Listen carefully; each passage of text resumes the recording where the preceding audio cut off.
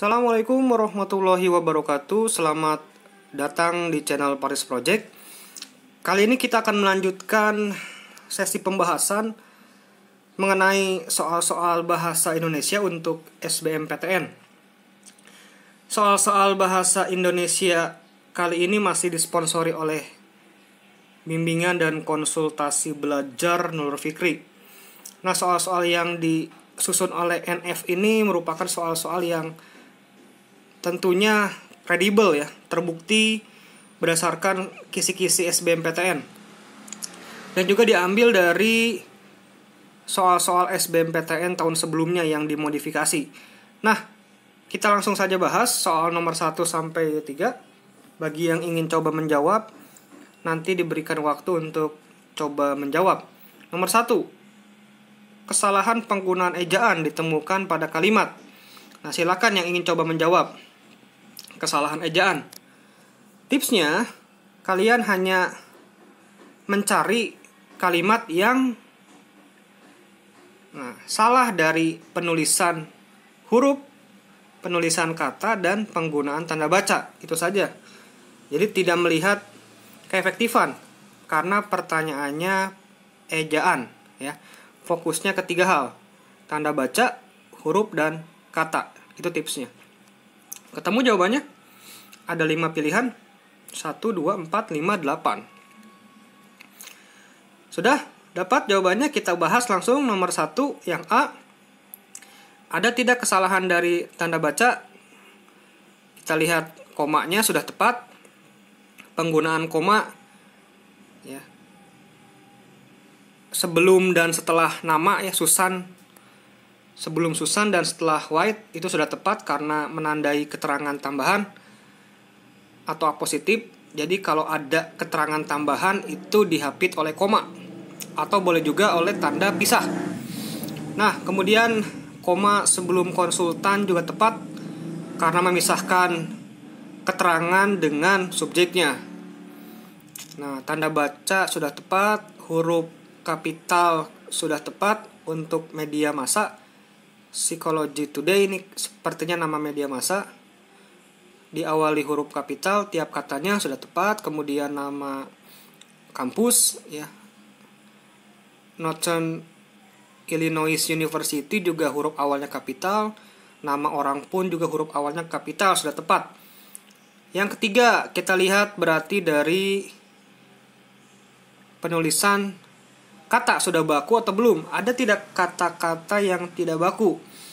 Misal harusnya apotek tapi ditulis apotik. Nah, itu tidak baku ya kalau apotik tuh. Jadi kebakuan itu bisa kita lihat salah satunya di Kamus Besar Bahasa Indonesia untuk kata. Ketemu jawabannya?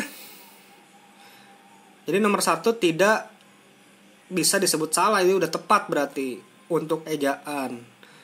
Lanjut ke kalimat nomor 2 berarti. Kita lihat tanda bacanya sudah tepat atau belum. Bekerja di depan layar secara intens. Koma menurutnya tepat ya. Sudah tepat. Menguras energi yang besar, tepat. Biar tidak terjadi keambiguan.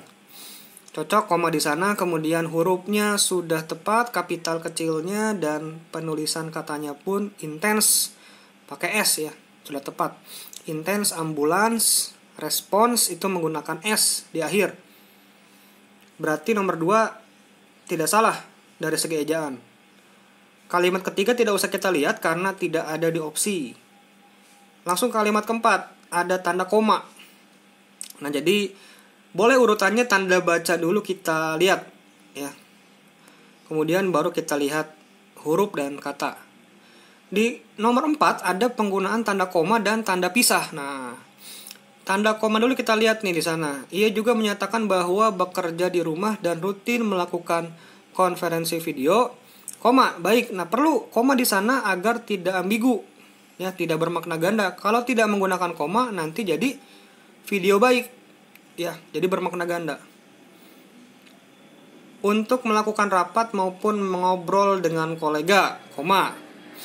Membuat tubuh, nah ini ada tanda pisah. Jadi kalau kalian baca di Pedoman Umum Ejaan Bahasa Indonesia atau EBI, tanda pisah itu gunanya pertama untuk menggantikan sampai dengan. Ya.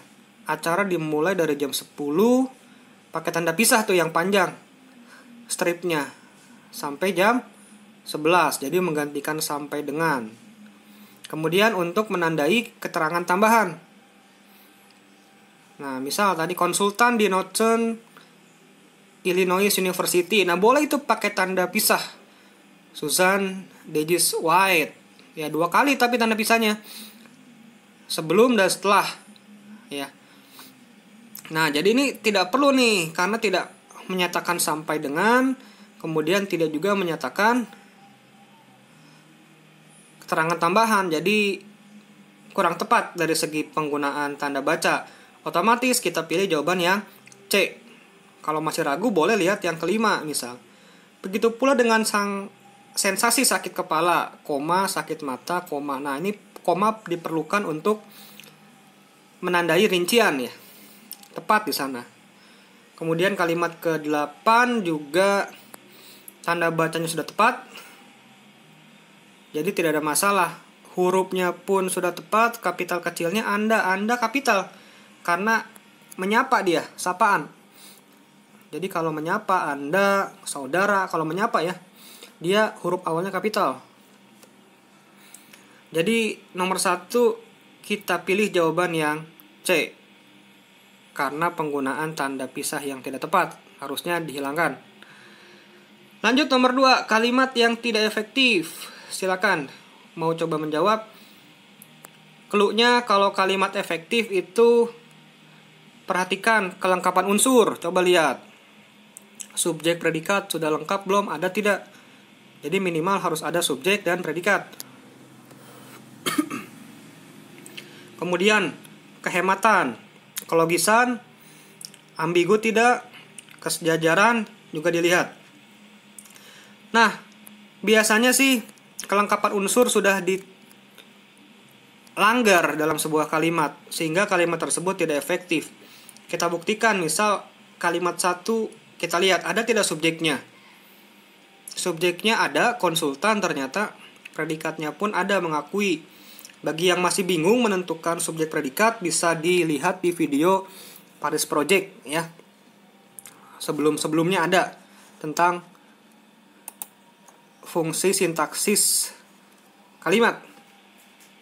Kemudian nomor 2 yang B, berarti nomor 1 dari segi kelengkapan unsur lengkap ya. Jadi biar nggak lama kita lihat dulu aja kelengkapannya, biasanya udah dilanggar nih kelengkapan unsur. 2, subjeknya bekerja sudah ada tuh. Kemudian predikatnya menguras, lengkap berarti ya. C, otak manusia juga itu merupakan subjek, dipaksa predikat. Ada, lengkap. Kemudian yang D, ia juga itu subjeknya, menyatakan itu predikatnya, lengkap juga. Kemudian yang E, kalau yang E ini ternyata lengkap juga, kita lihat yang kedua, syarat kedua, kalimat efektif itu kehematan, kelogisan, juga bisa kita lihat nanti. Yang kelima ada subjeknya, ternyata tidak ada subjek. Begitu pula itu keterangan, adverbia, kata keterangan. Dengan sensasi sakit kepala sampai titik, itu pun sama keterangan. Karena dengan itu preposisi, jadi ciri khas keterangan itu ditandai preposisi. Nah, otomatis kalimat kelima ini nggak lengkap secara unsur. Jadi kita pilih jawaban yang E. Ya, kalimat ke-5. Ada yang tepat menjawab? Selamat. Lanjut. Nomor 3. Bacaan tersebut berisi tentang. Nah, ini tipsnya. Silakan kalau yang ingin coba menjawab. Kalau bacaan tersebut berisi tentang apa? Kita lihat dulu ada berapa paragraf. Nah, kemudian kita cari gagasan utamanya atau kalimat utamanya. Gabungkan kalau ada lebih dari 1 paragraf. Ini ada 3 paragraf. Berarti kita ambil gagasannya apa saja kira-kira. Paragraf pertama gagasannya ini tentang dampak negatif nih bekerja di rumah ya, bekerja dari rumah. WFH. Buktinya apa? Di sana ada otak manusia juga dipaksa bekerja lebih keras. Kemudian di kalimat 1, bekerja dari rumah adalah hal yang melelahkan. Nah, itu sudah cukup bukti bahwa gagasannya itu dampak negatif bekerja dari rumah. Kemudian paragraf kedua, gagasannya apa? Gagasannya ternyata masih dampak negatif bekerja dari rumah. Nah, bisa dilihat di kalimat pertamanya tuh. Bagian bokong ke bawah merasa tidak nyaman. Kemudian ada sakit kepala, sakit mata, badan kaku, ya. Bahkan berpengaruh pada suasana hati. Nah, itu kan dampak negatif. Di paragraf ketiga, apakah masih bahas dampak negatif? Paragraf ketiga ini sudah membahas ya. Tips agar mengantisipasi dampak negatif bekerja dari rumah tadi.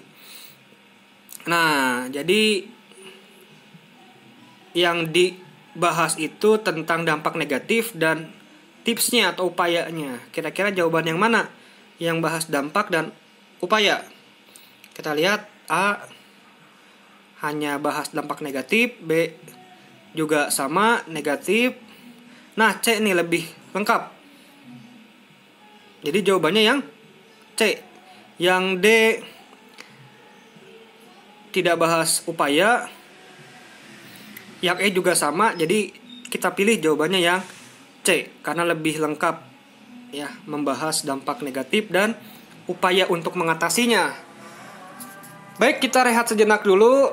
Kita lanjutkan di soal nomor 4 dan seterusnya. Terima kasih tetap setia menonton channel Paris Project. Silakan jika ada pertanyaan sampaikan di kolom komentar. Jangan lupa like, subscribe, dan bagikan video ini ke teman-teman kalian. Terima kasih. Assalamualaikum warahmatullahi wabarakatuh.